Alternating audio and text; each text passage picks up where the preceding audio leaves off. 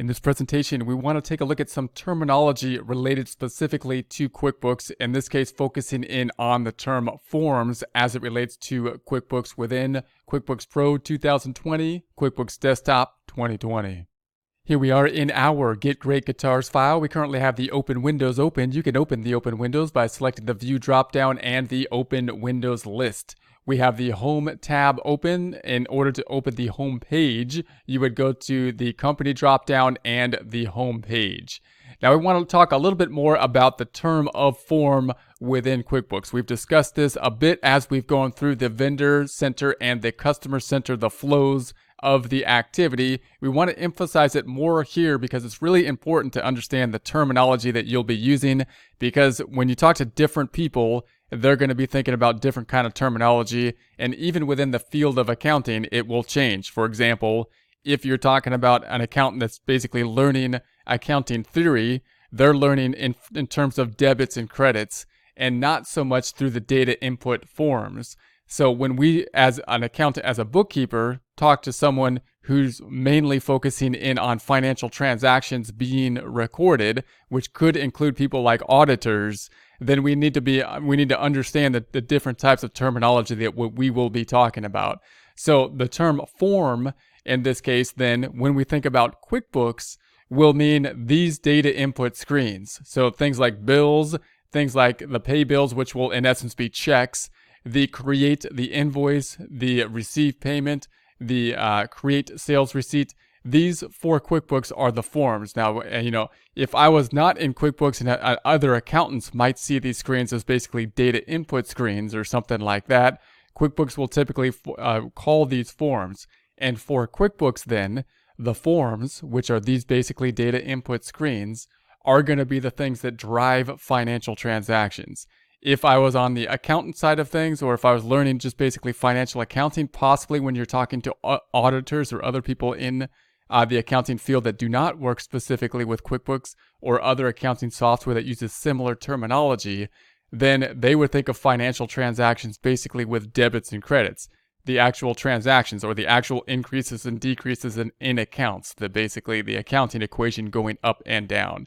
So it's important to understand that difference when you're talking to other people and have the term of form. When you talk to other people, if you talk about forms to somebody that's not formally used to QuickBooks, then the term form may be confusing to them. You're basically thinking, well, no, these are the data input screens to them, right?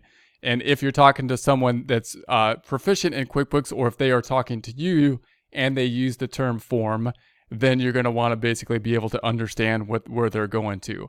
So these types of terminology things, when you just work with the software in and of itself, it doesn't seem like a big deal because you can call it whatever you want. I'm doing my own bookkeeping thing and I use this thingy dingy here, right? Or whatever.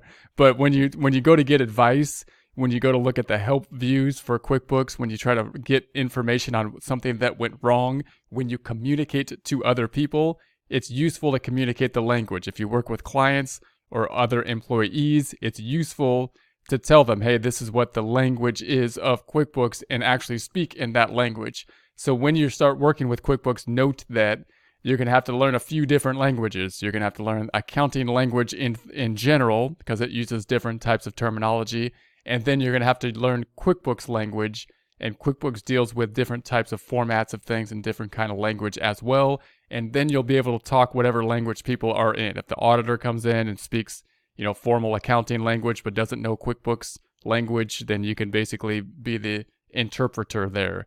If on the other hand, you're talking to someone that speaks QuickBooks language and doesn't know, the accounting term and can't communicate with the auditor or something like that, you could speak in those terms. Or the tax preparer at the end of the year, possibly same kind of thing. Everybody's going to have similar terms in terms of accounting, but they could differ even within that field depending on the software that we're using and those kind of things. So you'll recall then, all of these data input forms then are things that are going to be driving for QuickBooks financial transactions. The main two financial statements are the balance sheet and the profit and loss statement. So if I was to select the reports dropdown, go to company and financial, and go down to the balance sheet, then this is our major financial statement. If we change the dates up top in the customized reports from 01/01/20 to 12/31/20, January through December 2020, then these accounts will then typically be affected by the forms. So what you want to think of is every time you create a form on the home page, how will it affect then the balance sheet? The other major form, the profit and loss, also known as the income statement, which will basically be what it is called in financial accounting. So again, if you speak to an auditor that's not really familiar with QuickBooks specifically, they will typically call it an income statement, and you're going to have to say, well, that QuickBooks calls that a profit and loss statement. Reports drop down, we're going to go to the company and financial, the profit and loss, the other financial statement type form, the main type of form that we will be using all the time, 01/01/20 to 12/31/20, January through December 2020. Again, every time you make a form, you want to think about how it may affect the profit and loss report and the balance sheet type of report. Now, note both of these reports represent basically the chart of accounts, and another useful report to take a look at is going to be the trial balance. So if I go to the reports drop down up top, company or the accounting and taxes, then the trial balance. We're going to select the trial balance and change the dates from 01/01/20 to 12/31/20, January through December 2020. Now this one has debits and credits. That's why many people stay away from the trial balance. However, even if you don't know the debits and credits, the trial balance is very useful because it gives you the account balance and it gives you the balance sheet accounts and income statement accounts in one section, and it removes the subtotals. So if you just want to look at account balances, you can go into here and then you can get into the detail with the trial balance. So note then that the trial balance in essence makes up both the balance sheet and income statement, listing all accounts. So then if you go back to the home page, then these forms will be adjusting something on the balance sheet and the income statement, or the trial balance, which is the balance sheet and income statement listing all the accounts. These are the driving forms within QuickBooks. When you see these data input screens, these are the things that are going to be driving the data input within QuickBooks. Within the financial statements, when you go to the financial statements, let's take a look at the trial balance, and you take a look at these forms. You could see this double clicking on, let's say, the checking account, the form type. Now you're going to have different form types here on the left. Like you got the check. Obviously, if I double click on that, that's going to be a check.